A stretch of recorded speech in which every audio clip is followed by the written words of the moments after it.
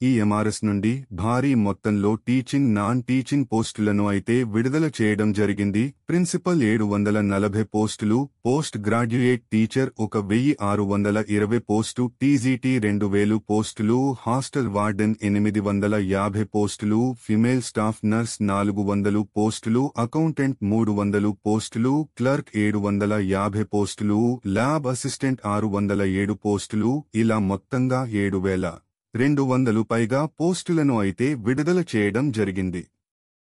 ఇక క్వాలిఫికేషన్ విషయానికొస్తే పీజీటీ పోస్టుకు సంబంధిత సబ్జెక్టులో పీజీ డిగ్రీ మరియు బీఎడ్ తప్పనిసరి.